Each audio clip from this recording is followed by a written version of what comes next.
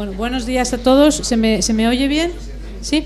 Vale. Voy a presentar al profesor Javier de Santiago Guerbós, que es profesor titular de Lengua Española, acreditado a cátedra en la Universidad de Salamanca. Ha sido director del máster universitario La enseñanza del español como lengua extranjera, que se imparte en esa misma universidad, y en la actualidad es vicedecano de docencia en la Facultad de Filología. Ha impartido cursos y conferencias en diferentes universidades españolas y extranjeras, que no voy a nombrar para dejarle tiempo a que nos exponga su interesantísima presentación. Entre sus publicaciones en el ámbito del español para extranjeros destacan libros como Aprender español jugando, Fonética básica del español para angloparlantes, etcétera, etcétera, etcétera.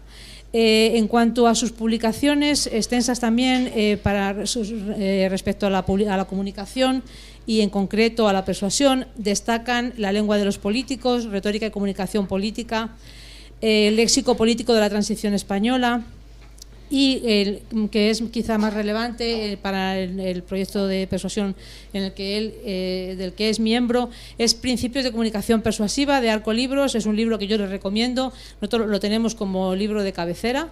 Es un manual accesible, sucinto, pero a la vez que completo, para ver lo que es la persuasión humana, ¿no?, como fenómeno universal, no solamente español. Bueno, como comento, el profesor de Guerbós es miembro del proyecto de investigación Emofundet Proper, que es uno de los proyectos coordinados a este proyecto general de la expresión de la emoción.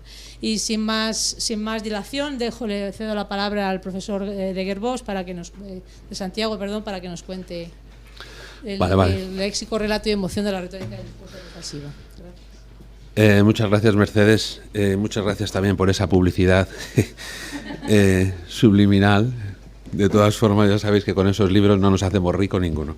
Y muchas gracias también por tu presentación y por poder estar aquí con todos vosotros y poder intentar comunicar algo de lo que trabajo y que pueda ser útil para todos, ¿no? Bueno, analizar un discurso del tipo que sea, persuasivo o no, supone siempre realizar una especie de deconstrucción del mismo hasta llegar al origen de la idea que su autor tuvo para crearlo. Así pues, partimos de la propia acción del discurso, oral o escrito, de su puesta en escena, y desde allí vamos hacia atrás. A partir de sus efectos en el receptor, comenzamos a preguntarnos por qué y cómo. ¿Por qué persuade y cómo lo hace? Su parte discursiva y su parte lingüística. ¿Qué palabras emplea y qué efecto producen? ¿Qué argumentos utiliza? ¿Cómo los ordena? ¿Qué formato elige? ¿Qué imágenes? ¿Qué idea quiere transmitir? ¿Para quién la dirige? Es decir, el proceso de producción del texto queda envuelto y, por tanto, directamente afectado por el proceso de recepción. Es decir, es un trabajo de pura empatía. Probablemente desde que el hombre tiene capacidad de comunicación ha seguido las mismas pautas para la elaboración de un discurso. Es un orden intuitivo, un orden natural, es decir, todo acto comunicativo mínimamente informativo, una clase, la elaboración de una unidad didáctica, un examen, un discurso, una presentación, lleva el mismo esquema que ya señalaba la retórica clásica. Es decir, lo que se llama la inventio, la recopilación de materiales, el descubrimiento de las ideas, el inventario, de ahí inventio, de lo que vamos a decir, es decir, qué voy a decir, a quién se lo voy a decir, en qué formato, qué género voy a utilizar, etcétera, etcétera. La dispositio, en segundo lugar, es decir, cómo voy a ordenar esto, la elocutio, o sea, qué palabras voy a utilizar, la selección léxica, la selección sintáctica, etcétera, memorizarlo si hay que memorizarlo, y la actio, que es la dramatización, o sea, la puesta en escena, ¿no? Representarlo ante un auditorio. Bien, en definitiva, el planteamiento de cualquier acto comunicativo, por sentido común, parte de qué voy a decir, a quién y cómo lo voy a ordenar y enmarcar, para continuar con la ejecución real del plan. Esta es la realidad. Bueno, pues bien, de todo este esquema retórico que ya empleaban los clásicos, hoy nos vamos a fijar en dos aspectos, a mi modo de ver, fundamentales en la retórica del discurso persuasivo. Uno tiene que ver con la elocutio, es decir, con la selección léxica, la elección intencionada de las palabras que conforman un discurso. y otro con la inventio, es decir, con la selección discursiva y en particular con el relato, con la historia o la narración como formato en el que se enmarca un discurso para llegar al receptor con el menor esfuerzo y la mayor efectividad posibles.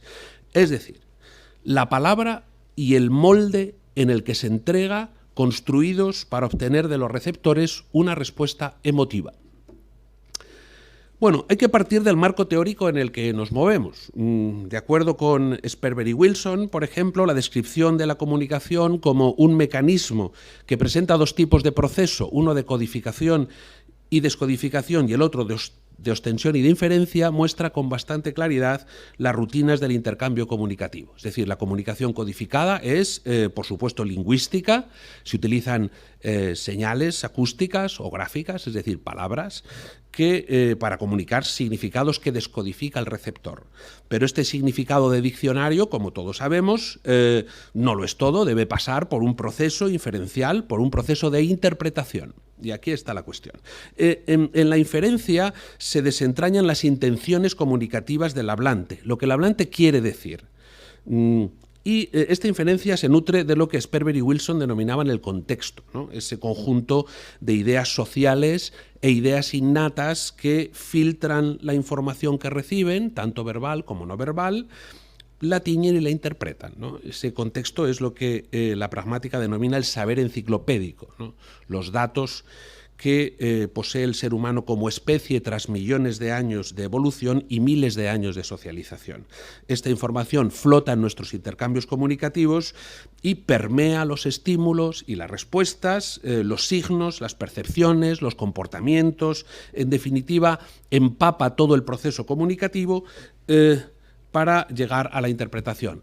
En definitiva, una cosa es lo que se dice, el significado de las palabras, y otra lo que se quiere decir, la interpretación de las palabras, ¿no?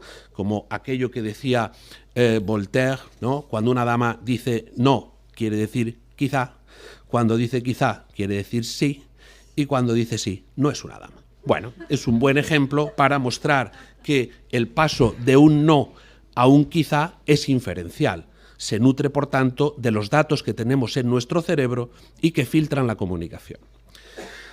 En la base del contexto y de la inferencia de la que hablan Sperber y Wilson está el concepto de marco, introducido en el año 1955 por Bateson, un antropólogo, que hablaba de que los marcos cognitivos son un conjunto de estructuras cognitivas, son datos que se encuentran en nuestra memoria basados en las experiencias pasadas que filtran y dan forma a las percepciones y cuyo principal función consiste en ayudar a procesar, organizar y comprender las informaciones y experiencias nuevas.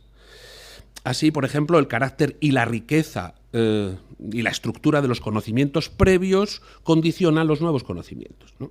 Desde esa misma perspectiva, Greenwald formuló la teoría de la respuesta cognitiva, según la cual las personas comparamos la nueva información que recibimos con otras informaciones existentes que recordamos, además de con los sentimientos que hemos ligado a esos recuerdos y con nuestras experiencias biográficas.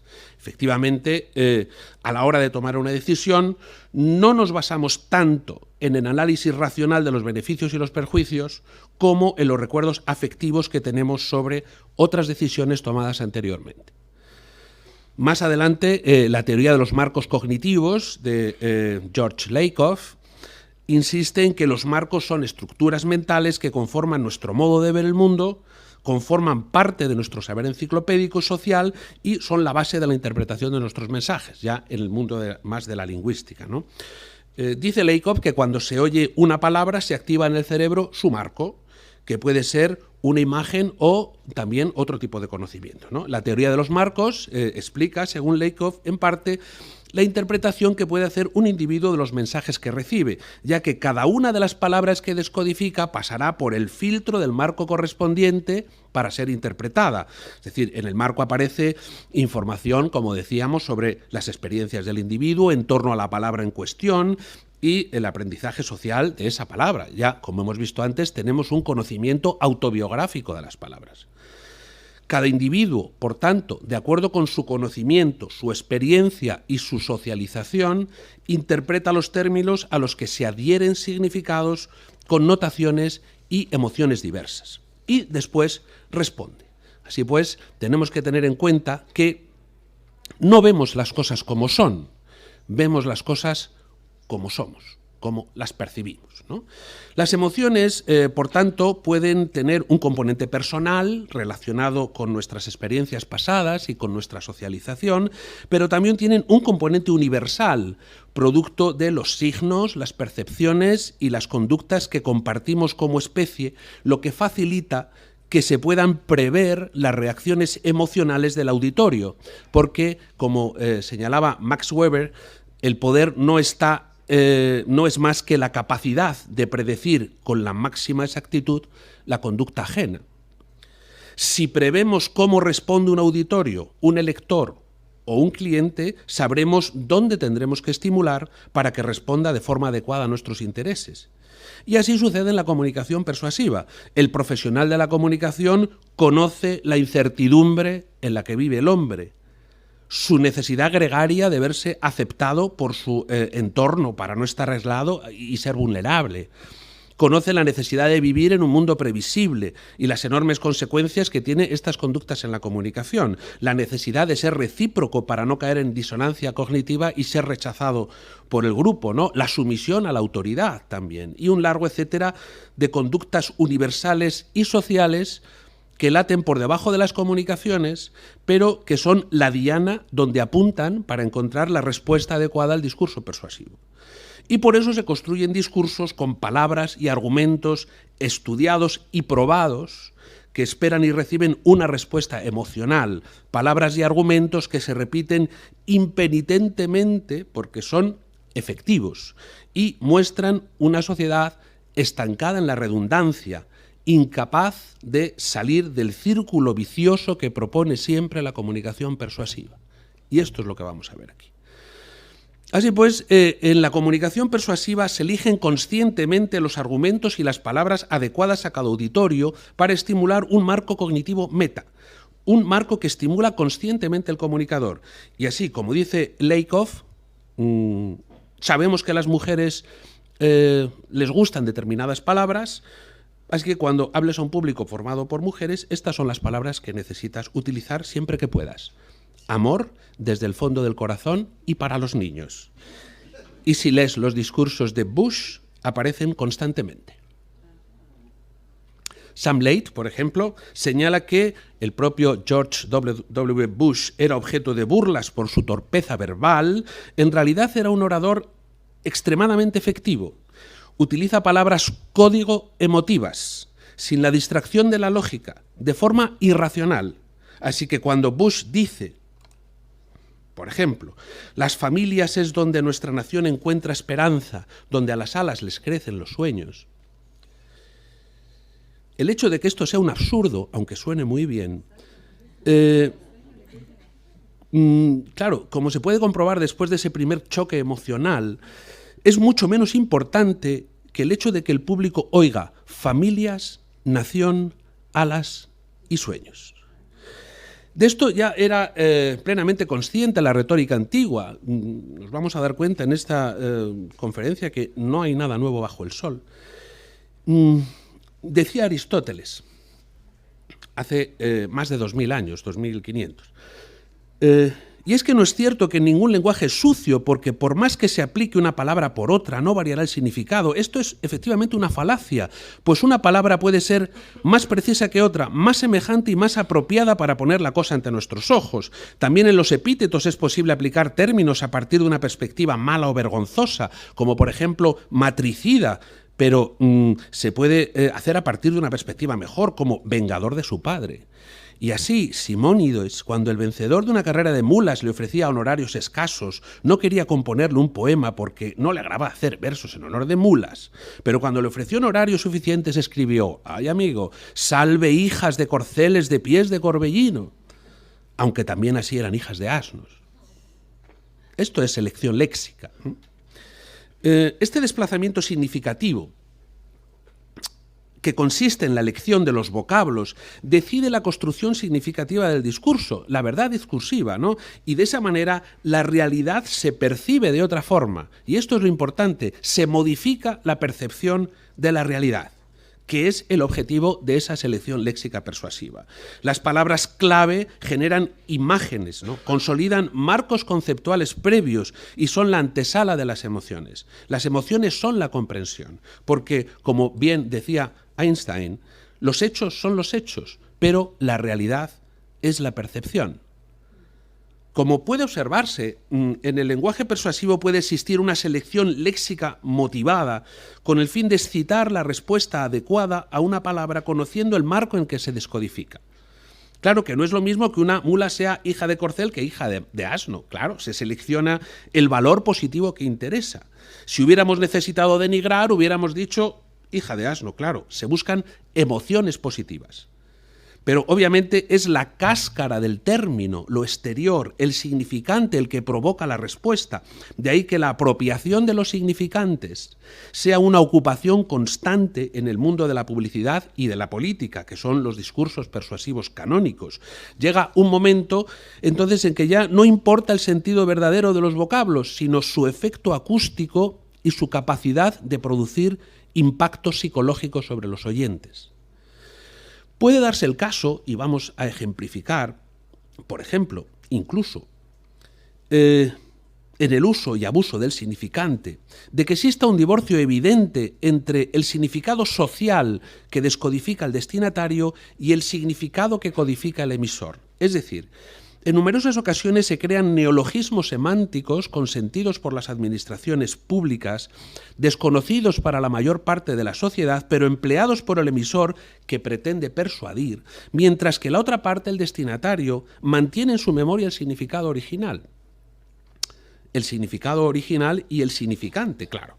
En publicidad, por ejemplo, en el léxico comercial, el conocimiento del significado de los términos por parte del destinatario ata en cierto modo las manos del que vende. Es decir, yo no puedo vender como zumo algo que no lo es.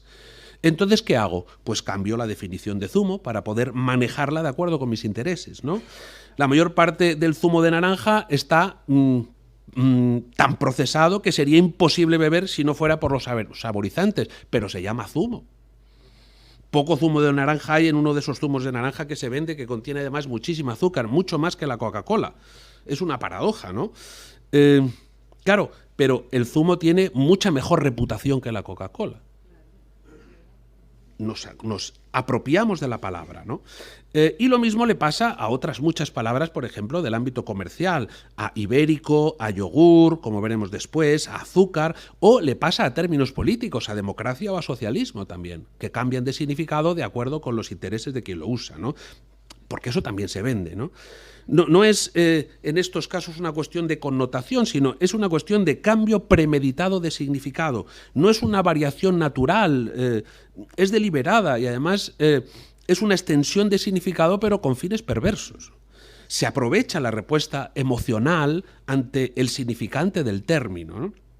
Pero además el problema no está solo en el término en sí, en el término sustantivo, sino muchas veces en la adjetivación del término, que puede llegar a variar completamente el significado. Claro, el persuasor es consciente de que el receptor se queda con lo sustantivo y que el adjetivo parece ahí simplemente un adorno, pero en muchos casos desfigura completamente al sustantivo, incluso es completamente contradictorio con él, ¿no? Otro ejemplo. Según la Real Academia, el yogur es una variedad de leche fermentada que se prepara reduciéndola por evaporación a la mitad de su volumen y sometiéndola después a la acción de un fermento denominado malla. Bueno, el significado social no llega evidentemente a conocer que ese fermento se llama malla, ¿no? Pero sí reconocen el yogur, la leche, que a una determinada temperatura, pues en fin, fermenta y alcanza el espesor y la acidez características. Bueno, pues no hace mucho en España la empresa Leche Pascual, empresa poderosa, peleó durante mucho tiempo en los tribunales duramente para que sus postres lácteos, que se llamaban así, postres lácteos, que tienen un periodo de conservación de meses y no necesitan estar en refrigeración, pudieran utilizar la palabra yogur en sus etiquetas. O sea, gastó muchísimo dinero en esto, ¿no? finalmente el gobierno español permitió la etiqueta yogur pasteurizado. Claro, yogur pasteurizado que ya no es yogur. Porque si es pasteurizado no es la idea de yogur que tiene el significado social, pero el peso social positivo de la palabra, es decir, de nuevo su reputación, su interpretación en el marco de una vida sana, hizo introducir dentro de la categoría de yogur lo que en principio no lo era. Es decir, la adjetivación también tiene un papel importante en el tratamiento de los significados. Cuando, por ejemplo, podemos oír en algunos gobiernos hablar de democracia popular en los regímenes comunistas, por ejemplo, esto no es democracia. Y la democracia orgánica del general Franco en la España de la dictadura, pues obviamente tampoco, ¿no? La democracia puede ser parlamentaria o puede ser constitucional, pero no popular, porque sería redundante además y por tanto innecesario. Es decir, no solo los sustantivos, sino en su mayoría también quiero decir, no solo los sustantivos, aunque sí en su mayoría, también padecen este virus que transforma y que produce la mutación de los significados. Como decía ese personaje de Lewis Carroll en Alicia en el País de las Maravillas, en Humpty Dumpty, dice, bueno, él explicará que las palabras significan lo que él quiere como un simple fruto de su voluntad, y a lo que Alicia contestaba desconcertada. Bueno, la cuestión es que si puede hacer que las palabras signifiquen cosas tan diferentes, ¿no? Y el Humpty Dumpty decía, bueno, la cuestión es quién manda. Eso es todo, ¿no? Bueno, la selección léxica es, por tanto, el arma fundamental del comunicador persuasivo. El emisor selecciona léxicamente una serie de términos sobre los que el destinatario aplica reglas de descodificación y de inferencia.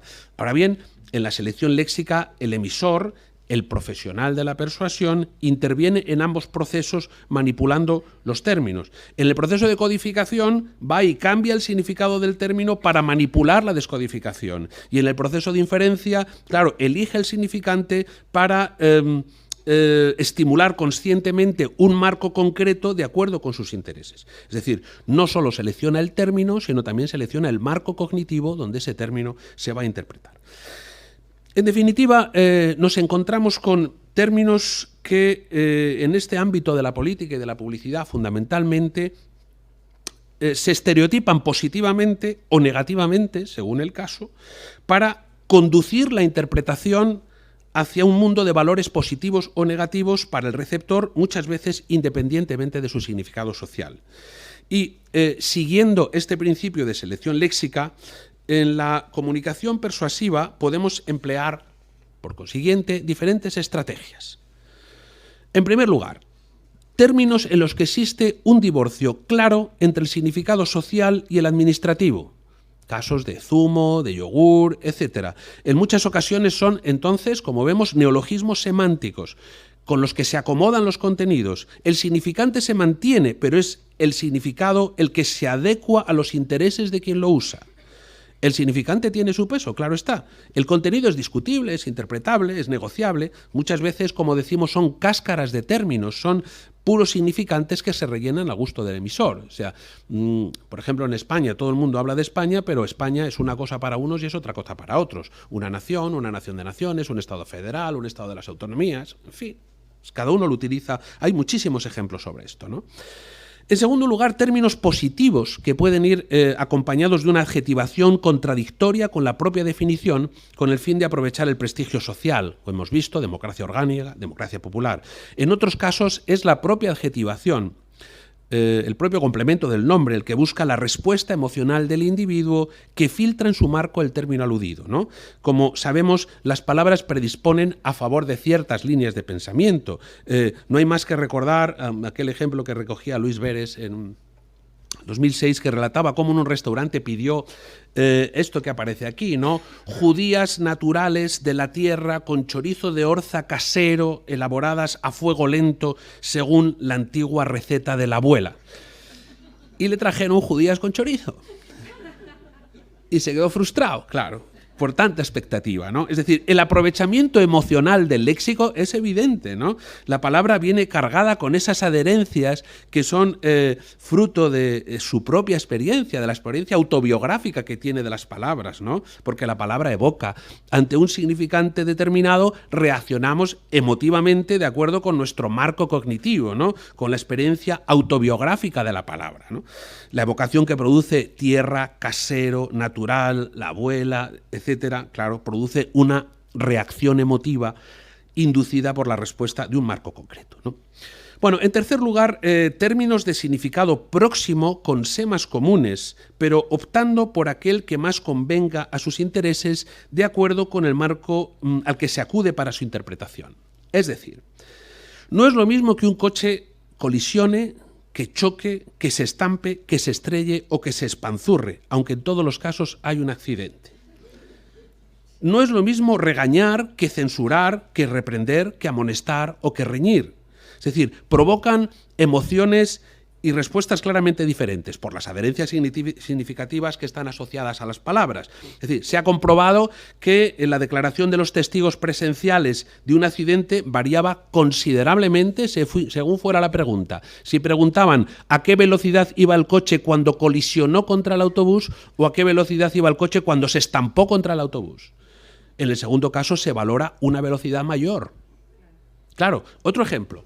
En el lenguaje de la prensa, el periodista se hace portavoz de la fuerza ilocutiva que contiene la declaración de un político y, por tanto, de sus intenciones. La traducción de un acto de habla en un verbo que lo describe se convierte en una de las operaciones de mayor eficacia para la orientación ideológica por parte de los periodistas. Un mismo acto puede ser expresado con verbos de distinta intensidad ilocutiva, algo que es aprovechado por el periodista para matizar, orientarle la orientación, la intención que se esconden tras las palabras del protagonista y, en definitiva, trasladar una imagen determinada de él a sus electores o a sus admiradores o a quien sea, ¿no? Ante una declaración de Aznar, por ejemplo, que era las pensiones peligran si el PP no gobierna después del 14M, podemos decir, Aznar dice que las pensiones peligran, asegura, afirma, insiste, insinúa, denuncia, critica. Claro, obviamente no es lo mismo dice que denuncia. Es la función del verbo como mecanismo que focaliza la función interpretativa de la noticia, ¿no? Más ejemplos. Fijaos, el famoso episodio del entonces rey de España, Juan Carlos I, en su enfrentamiento con el entonces presidente de Venezuela, Hugo Chávez, se resumió en la prensa española e hispanoamericana con todo un alarde, como veis, de verbos que orientan ideológicamente el por qué no te callas, ¿no? El País no dijo nada, dijo el rey a Chávez, ¿por qué no te callas? El Mundo, rey se enfrenta a, como si fuera Juan, rey se enfrenta a gritos con Chávez en defensa de Aznar, ¿por qué no te callas?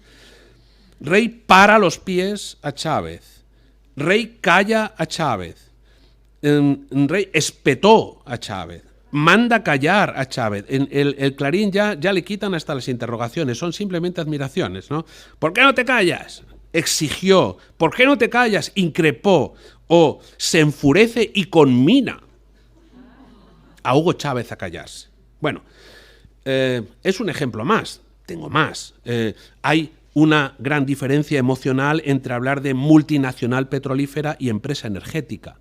Como pone ahí, ambas son gramaticalmente correctas y responden a la realidad. Sin embargo, la primera nos sugiere poder y contaminación, mientras que la segunda nos evoca iniciativa y progreso.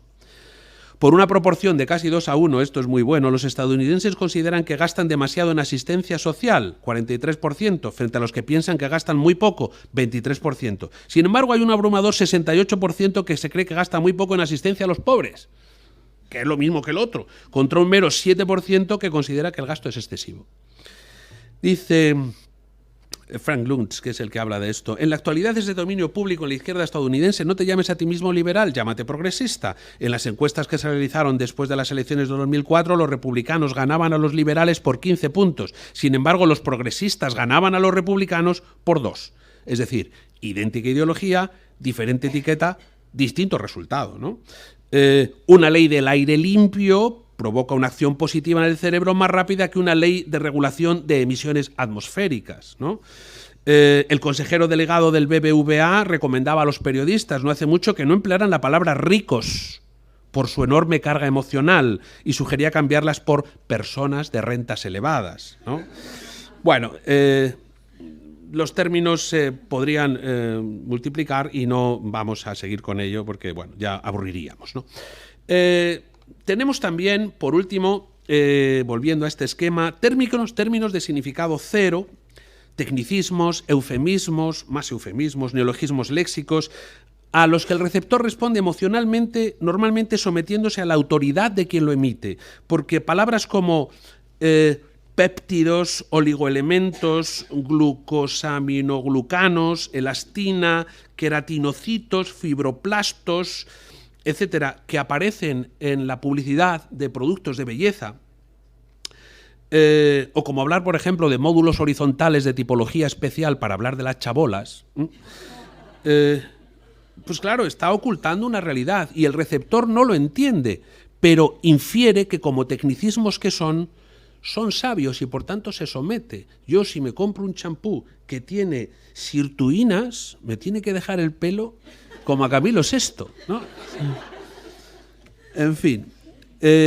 Así pues, independientemente de los significados, de que los significados sean legales, el emisor es plenamente consciente de que el destinatario desconoce un significado que cree conocer. En todos estos casos. En otras ocasiones, el emisor elige el término más positivo para sus intereses y lo oculta con eufemismos, tecnicismos o neologismos léxicos que opacan un significado que podría ser más transparente con otro término. Busca evocar un marco concreto. Otros simplemente se crea un neologismo semántico al que el destinatario no llega. Y no simplemente por falta de cultura. Es un neologismo semántico técnico, con lo cual está fuera del alcance de cualquier destinatario que no sea especialista en la cuestión. Y aparece escondido, perdido en el Boletín Oficial del Estado, en las discusiones de las comisiones parlamentarias o donde sea. Son significados que no registran los diccionarios, pero que se emplean impunemente respaldados por la legalidad, que te dejan, pues eso, venderte como zumo una cosa que no se parece en nada al zumo, ¿no? Y en otros casos por las estrategias políticas, ¿no? Se cambian los significados de las palabras, de las ideologías, sin que el público se entere en tiempo real, ¿no? Además, es una selección intencionada dirigida a cambiar la percepción de la realidad a favor de los intereses de un grupo determinado, ¿no? Por ejemplo, tampoco ya se habla de capitalismo, se habla de libre mercado, ¿no? O libre empresa, porque el capitalismo está connotado muy negativamente, ¿no? Forma parte de esa neolengua que han ido introduciendo para que no nos enteremos de nada y ni siquiera no nos demos cuenta de que no nos enteramos, ¿no? Bueno, pues bien, todo este texto, todo este léxico hay que amoldarlo, ¿no? A un formato concreto. Una de las tareas de la Inventio, siguiendo ese camino de deconstrucción al que nos hemos referido al principio, es buscar ese formato con el que vamos a trabajar. Hay publicidad, por ejemplo, que elige como formato una carta. Bueno, los formatos pues generan expectativas, ¿no? Y si elegimos el formato de carta, el destinatario descodifica e infiere como si se tratara de una carta real, ¿no? Por ejemplo, fijaos las cartas que nos mandan a casa los políticos que adquieren ese formato para que nosotros lo descodifiquemos así. Es decir, el emisor se ahorra información aprovechando la que comparte con el destinatario. Claro, así él marca el discurso en un género determinado y lo aprovecha persuasivamente. Y el destinatario lo descodifica y lo infiere con la predisposición propia por ese género. Por ejemplo, una carta es una comunicación personal, íntima o formal, autorizada, y si ponemos un encabezamiento y una firma, pues más todavía, ¿no?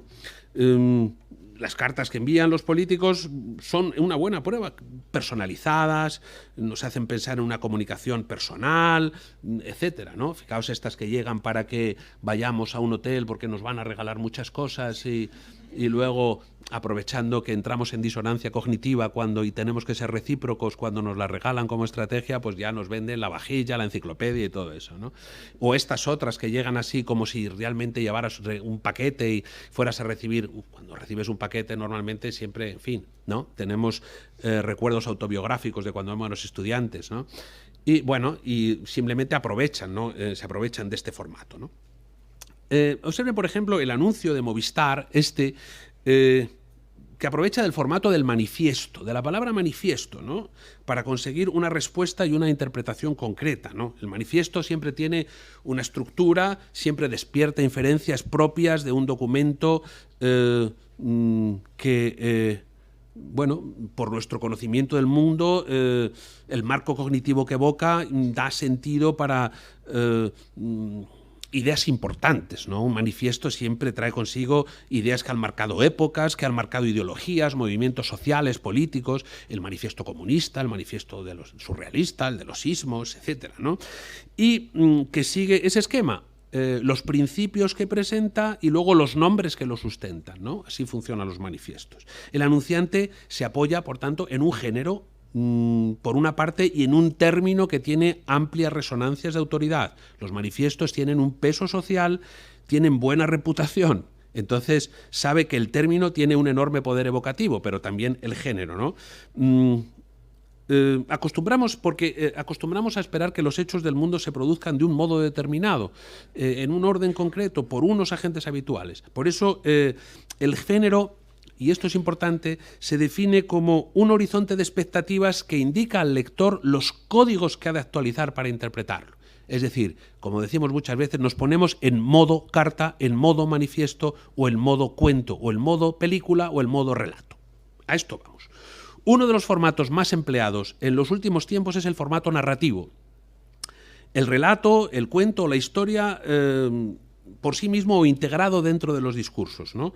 Al igual que en otros casos, el destinatario descodifica o infiere, cuando la publicidad y la política utiliza esto, como si se tratara de un cuento de Bestar, de una historia real que presenta una estructura y un desarrollo que normalmente el destinatario ya espera, ¿no? Porque emplea una escasísima energía cognitiva en procesar ese esquema que conoce, que es un esquema que ha vivido desde su más tierna infancia, ¿no? No es raro que Vladimir Prop, en aquella famosa morfología del cuento del año 1928, pues ya viera que en todos los relatos que analizó desde tiempos inmemoriales presentaban la misma estructura argumental, el mismo esquema argumental, ¿no? Los mismos estereotipos literarios, una estructura que además se sigue repitiendo impenitentemente desde hace siglos, ¿no? Como decíamos antes, haciéndonos ver que la personalidad social parece que es casi universal y que no variamos, ¿no? Y que los mismos estereotipos de siempre nos siguen suscitando idénticas emociones, que nuestros sentimientos más básicos se repiten siempre a lo largo de la historia, ¿no? Los mismos héroes, los mismos valores, en fin, los mismos ideales, el mismo orden, los mismos contenidos, los mismos argumentos. Si han leído usted el héroe de las 1000 caras de Joseph Campbell, ¿no? Pues también está en esta misma línea, ¿no? Pero ¿por qué este formato es válido para la persuasión? Que es a lo que a nosotros nos interesa. Bueno, en un estudio realizado en el año 2007, la investigadora de marketing Jennifer Edson Scalas descubrió mediante un test de audiencia que los sujetos reaccionaban más positivamente a los anuncios con formato narrativo que a los anuncios directos, es decir, aquellos que animaban a los televidentes a pensar sobre los argumentos de un producto. Del mismo modo, en 2006, otro investigador, Green, concluía que etiquetar la información como un hecho aumentaba el análisis crítico, mientras que si se la catalogaba como ficción tenía el efecto contrario. Dicho de otro modo, que la audiencia y los consumidores aceptan más fácilmente las ideas cuando su mente se activa en modo narrativo que cuando lo hace de manera analítica. Por tanto, ¿qué hay que hacer? Pues contar historias. Contar historias. Brunner, que es un psicólogo que ha estudiado un poco esto, considera que el sujeto accede al conocimiento del mundo a través de estructuras narrativas. Es decir, los datos que poseemos proceden de estructuras narrativas. Dice que el ser humano es en esencia un ser narrativo y que el relato se considera el medio apropiado por el cual los hechos del mundo se vuelven inteligibles para las personas, ya que las personas inevitablemente seleccionan, organizan y disponen sus vivencias en modo narrativo. Y la construcción de la realidad a través de la narración es, por tanto, el recurso cognitivo básico por el cual los seres humanos conocen el mundo y además a ellos mismos. Es decir, las historias son la vida misma, por eso como formato se entienden y se transmiten bien, son el lenguaje vital, son experiencia vital, son el relato de cada día, ¿no? Como dice Luis Arroyo, una vida tiene un principio, un centro y un fin, como una historia. Una vida es sobre alguien haciendo algo, como una historia. Una vida tiene una persona principal en el centro, como una historia generalmente también la tiene. Una vida puede cargarse de conflictos, puede verse como un conjunto de temas recurrentes y puede ser incluso dividida en ciertos episodios. Una vez más, como una historia. Una vida es una suerte de mundo dentro del mundo, como una historia. Por eso, si pensamos que desde que nacemos el cuento está integrado en nuestras vidas, un cuento con una estructura concreta, con una morfología muchísimas veces idéntica, como ya hemos tenido oportunidad de ver, esta familiaridad con el formato, y esto es lo importante, provoca una asimilación rapidísima de los contenidos. La mayor parte de la información que recibimos en los primeros años de nuestra vida presenta este formato, narrativo y oral. Aprendemos a través de la historia, del cuento, de la moraleja, la religión, la cultura, todo, desde tiempos inmemoriales. Casi todo lo que nos cuentan, ¿no? Lo enmarcamos como relato. Hay un texto muy bonito, muy plástico de Ruiz Zafón, escritor de bestseller, en El juego del ángel, que lo dice muy bien, dice el demonio, porque este que habla es el demonio. Martín, las fábulas son posiblemente uno de los mecanismos literarios más interesantes que se han inventado. ¿Sabe lo que nos enseñan? Y el Martín dice, lecciones morales. Dice, no, nos enseñan que los seres humanos aprenden y absorben ideas y conceptos a través de narraciones, de historias, no de lecciones magistrales o de discursos teóricos. Y le dice el demonio, que es más malo, quiero que analice cómo funcionan esos textos, que destile su esencia y por qué provocan una reacción emocional. Quiero que aprenda la gramática, no la moraleja. Y quiero que dentro de 2 o 3 semanas me traiga ya usted algo propio, el principio de una historia. Quiero que me haga usted creer. Pues obviamente así es. Si sabemos cómo funciona, si conocemos los mecanismos por los que se llega más directamente al receptor, si sabemos cómo estimular la parte emocional del receptor, tenemos todo a nuestro favor para persuadir. Tenemos el poder, porque la comunicación persuasiva se dirige a las emociones, no a la razón. Y no olviden, el poder no es más que la capacidad de predecir con la máxima exactitud la conducta ajena. Por tanto, el uso de la narración, del cuento, del relato, se ha hecho, no es una estrategia nueva, no es un invento de los grandes gurús de la comunicación. Probablemente desde que el hombre es hombre, transmite sus experiencias en formato narrativo. Antes de la invención de la escritura lo haría con imágenes, ¿no? Las pinturas rupestres ya son narraciones de hechos acaecidos en la vida de los hombres prehistóricos, ¿no? Una imagen es más que suficiente para iniciar o incluso terminar un relato. Una imagen es un germen de un relato. Si yo pongo esta imagen, después de 2 minutos ya estamos haciendo una historia de esta mujer, ya podemos saber perfectamente quién es esta mujer, cómo vive, qué hace, en qué trabaja, y más aún si vemos lo que pone a su alrededor, ¿no? Una viñeta es un inicio, un eslogan también. La parte que se lide de ese relato lo completa el saber enciclopédico que tiene el receptor, el marco que sugiere la imagen o la palabra determinada cuyo fundamento está en la cultura del individuo, en nuestra socialización, porque conoce un formato concreto, conoce su estructura y su pensamiento tiende, por economía cognitiva, a rellenar de acuerdo con los datos que tiene lo que espera, porque las palabras y las imágenes son muchas veces eso, relatos potenciales, ¿no? Basta con pronunciar esa palabra, basta con dar una imagen para que nosotros completemos el resto de acuerdo con nuestro marco cognitivo, con nuestra experiencia de vida, ¿no? Una imagen de caza es una historia con un protagonista, un principio, un final y un antagonista, ¿no? El animal cazado. Y el que lo contempla, pues lo vive como protagonista, ¿no? De forma inconsciente, aquellos hombres estaban haciendo un poco de proselitismo sobre lo suyo, ¿no? También el poder político, a lo largo de los años y a través de la pintura, pues ha tenido un uso propagandístico, ¿no? Contando historias de este tipo, ¿no? El poder religioso exactamente igual, ¿no? A través de los cuadros cuando no había otra forma, ¿no? Y igual modo, a través de la letra y de la palabra, las parábolas bíblicas, la mitología, los sermones, los exempla, los cuentos, la épica, las evidencias, las fábulas, son miles de años sometidos al relato, miles de años que han hecho que lo asumamos casi inconscientemente, de forma pasiva, que ese es el objetivo, ¿no? El uso del relato o del relato incrustado o del relato mismo. Decía Aristóteles de nuevo. Las fábulas son adecuadas a los discursos políticos y tienen la ventaja de que mientras que es difícil encontrar acontecimientos ocurridos similares al que nos ocupa, es muy fácil aplicar fábulas, pues se requiere, como en las parábolas, que se pueda advertir la semejanza. Y esta es de las cosas que se logra a partir de la filosofía. Los acontecimientos son más provechosos para la deliberación, pues la mayoría de las veces lo que va a ocurrir es semejante a lo que ya ha ocurrido. Y ya lo decía Aristóteles, ¿no?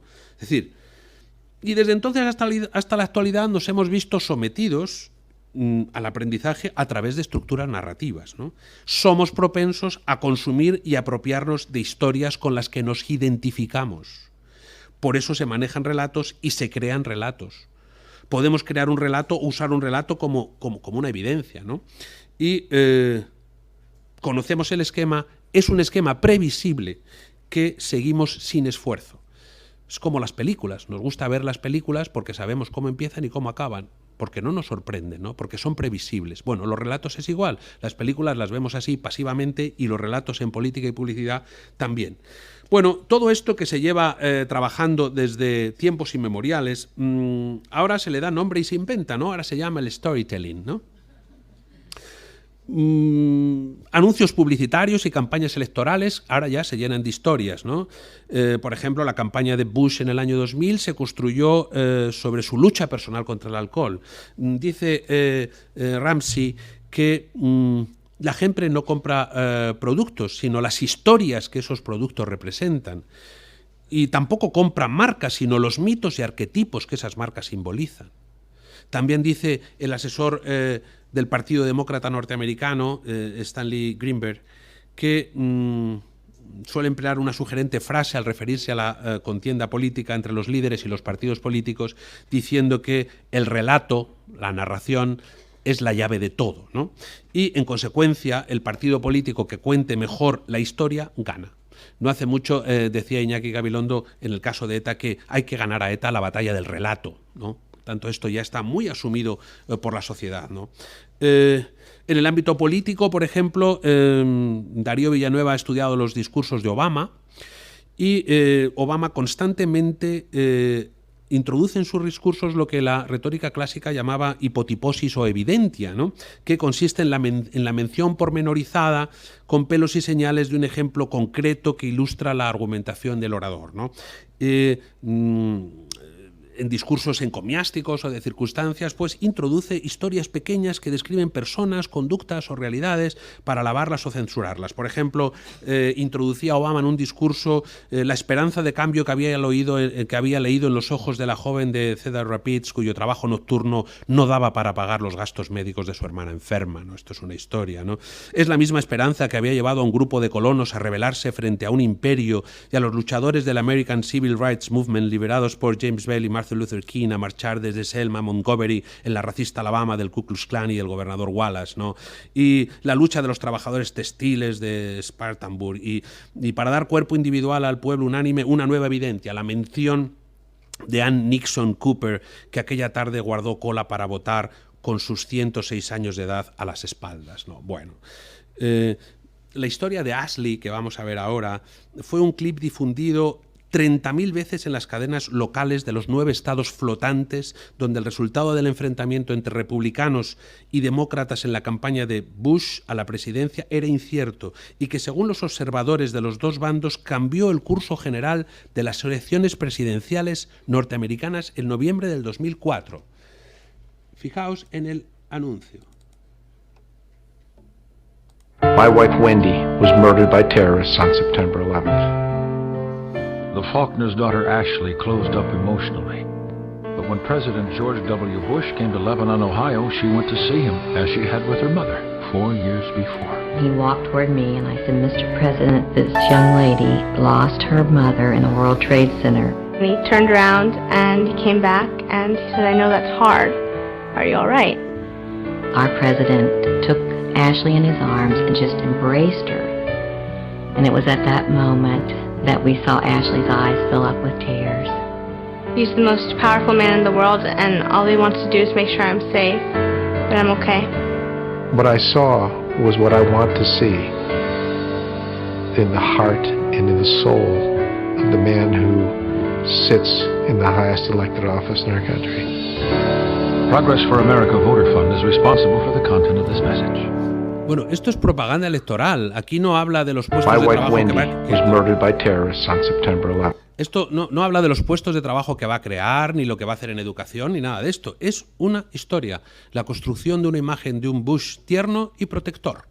Buscaba una respuesta emocional, como es lógico, pero no hay que irse hasta los Estados Unidos para contemplar los usos estos de la evidencia. En las elecciones al Parlamento Español del año 2008, por ejemplo, sin irnos más lejos, todos los partidos se ponen de acuerdo para variar completamente el vídeo electoral y empezar a introducir historias. Por ejemplo, un hombre de unos 94 años que dice, un anciano que juega las cartas, que se toma un cafetito, que está solo en una clase con muebles clásicos y tal, y haciendo pobrecitos solitarios, y después de una vida llena de esperanzas y tal, va a votar al Partido Socialista porque le ha devuelto la ilusión. Fijaos.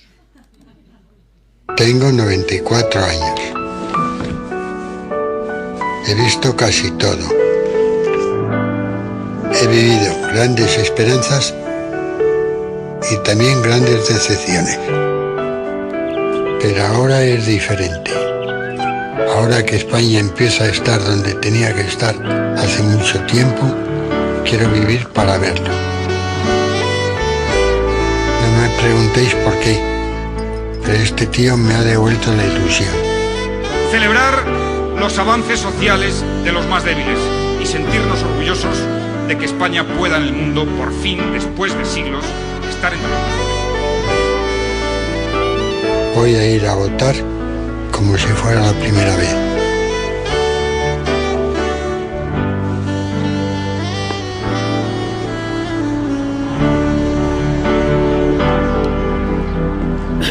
Pero fijaos, a veces las historias... Tengo 94 años. A veces son tan eficaces que fijaos en esta otra, ¿eh? A mis 78 años nunca me habían bajado la pensión. Tengo 3 hijos y 8 nietos. Son lo que más quiero y no me iré tranquilo de este mundo si no veo que las cosas se están arreglando. Señor Rajoy, usted que me parece una persona seria, con todo respeto le pido que haga algo. Con un pequeño gesto todo puede mejorar. ¿Qué haces ahí? Pues nada, hija, arreglando España. Vota Partido Popular, centrados en ti. Pero es eficaz, es como el anuncio de Ariel, es eficaz, entonces no importa, ¿no? El caso es crear historias, ¿no? Las historias que se repiten, ¿no? El vídeo, por ejemplo, todavía hay en Estados Unidos gente que piensa que había armas de destrucción, la historia de que había armas de destrucción masiva en Irak, ¿no? Y fijaos, si una historia levanta pasión, basta. Hay un vídeo que os voy a poner ahora también de un niño sirio que... Ya... Bueno, os voy a poner el vídeo del niño sirio, ¿no? Y ya...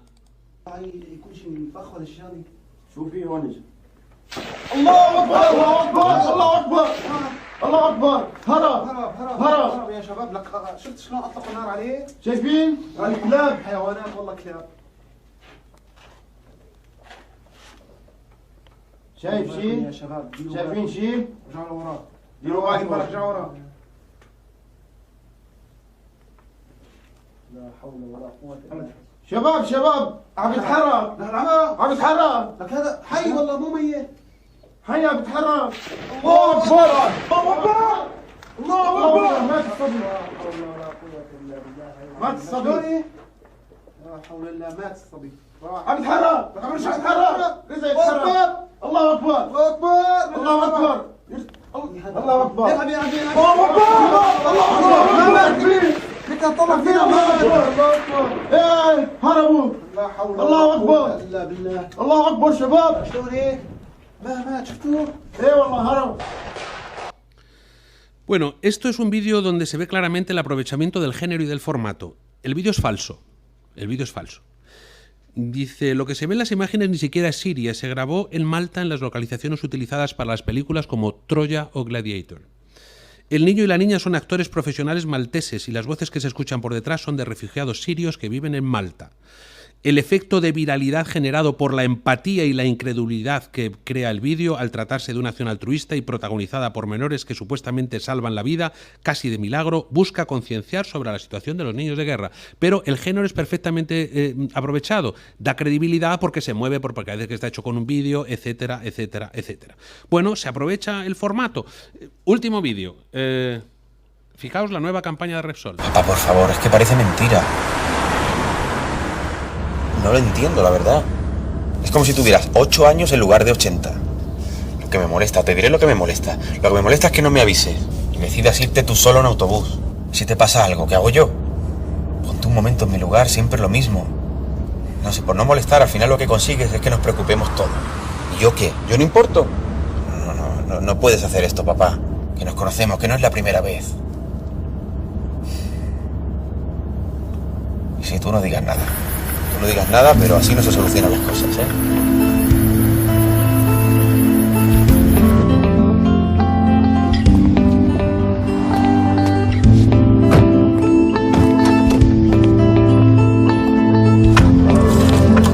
Ha elegido usted gasolina Evitec 95 Neotec.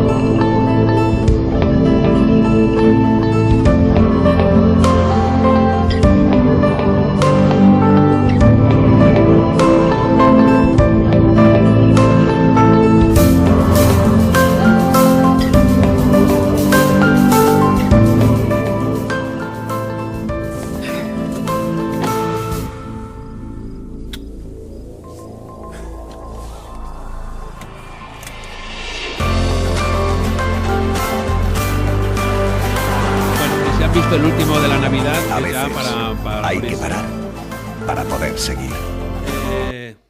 Bueno, como hemos podido comprobar, por tanto, seleccionar qué se va a decir, qué temas se van a tratar y en qué orden, qué argumentos se van a utilizar, qué tópicos, cómo se van a abordar, qué tono, qué historia se va a contar, quiénes serán los personajes, cuál será la conclusión, la moraleja, es decir, una selección discursiva que mueve un marco cognitivo y una selección léxica que se encaja, adecuada a los objetivos de persuasión y adobarlo todo con una puesta en escena concreta, ¿no? Bueno, para terminar esta pequeño poema de... Joder. Perdón.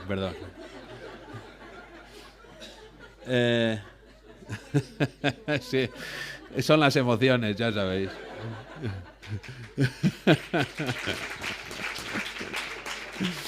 Bueno, este de que es bonito, ¿no? De León Felipe, dice: yo no sé muchas cosas, es verdad, digo tan solo lo que he visto, y he visto que la cuna del hombre la mecen con cuentos, que los gritos de angustia del hombre los ahogan con cuentos, que el llanto del hombre lo taponan con cuentos, que los huesos del hombre los entierran con cuentos y que el miedo del hombre ha inventado todos los cuentos. Yo no sé muchas cosas, es verdad, pero me han dormido con todos los cuentos y sé todos los cuentos.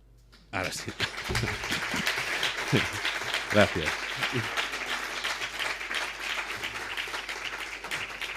Siento los 3 minutos que me he pasado, pero...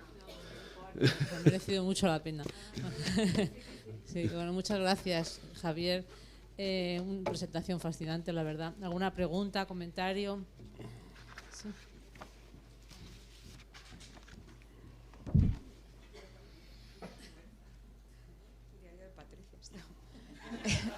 Bueno, buenos días a todos. Javier, muchísimas gracias. Está claro que controlas la retórica muy bien. Estábamos todos así con los ojos como platos. Bueno, hombre, eso es un halago. Gracias. Sí.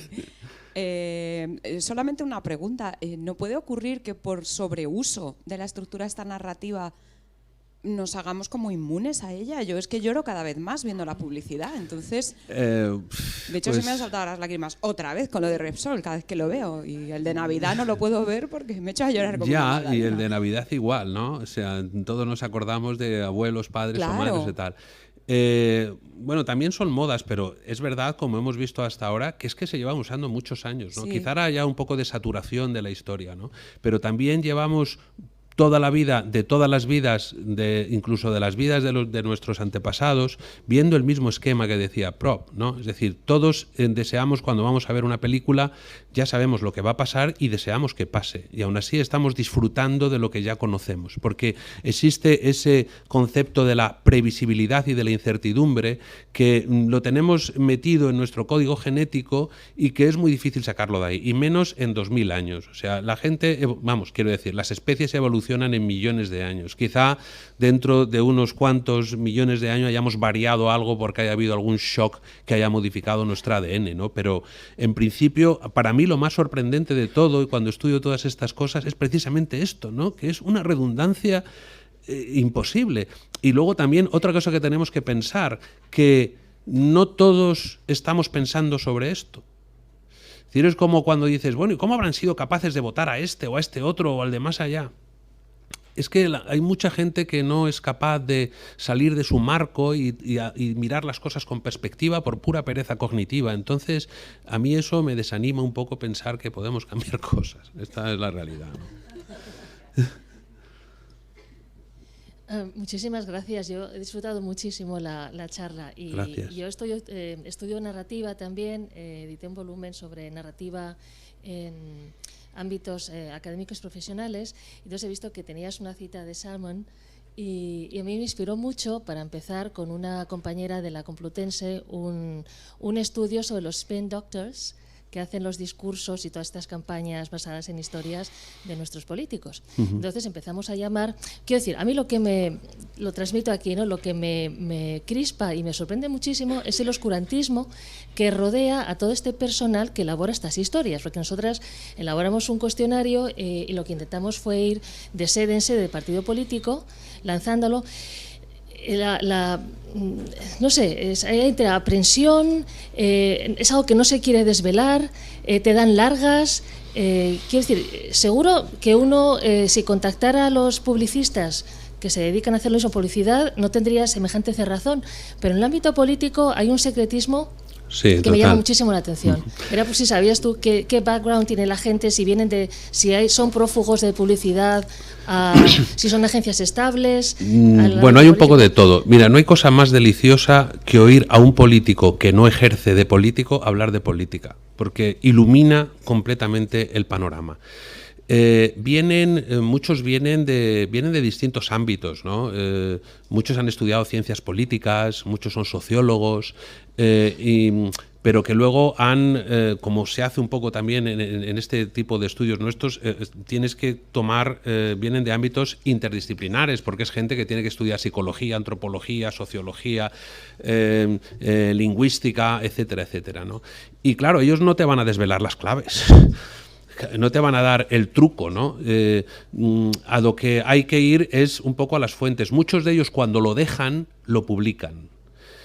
Y, por ejemplo, Luis Arroyo tiene un libro que está muy bien, que ahora mismo no me acuerdo cómo se llama, que yo lo cito por aquí, donde desvela muchísimas claves de cómo funciona esto. Los americanos también lo venden todo, Frank Luntz, Sam Blade, o sea, puedes encontrar bibliografía, pero ellos, hay otros asesores como Antoni Gutiérrez Rubí, que escribe en El País y tal, pero que también tiene ahí muchos libros que él pone y da gratis, uno que se llama Micropolítica, otro...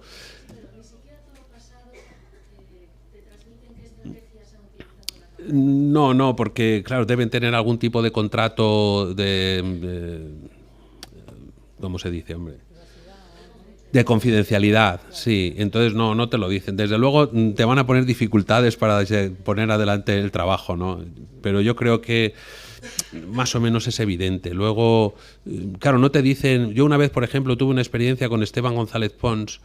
Estaba en la Universidad de Salamanca haciendo dando una conferencia, y cuando le fueron a hacer las entrevistas empezó a hablar de que Antonio Asunción, que era uno que se presentaba por Valencia, tenía que explicar, bueno, de dónde venía su patrimonio.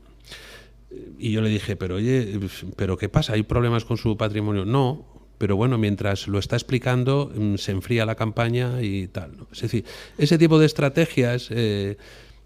son tan malvadas, ¿no? Es que da como pudor, ¿no? Ponerlas, pero las hay, lo que pasa es que no te las dirán, ¿no? Y a veces solo nos enteramos a toro pasado. Bueno, no hay más tiempo para preguntas, pero muchas gracias. Gracias, Javier.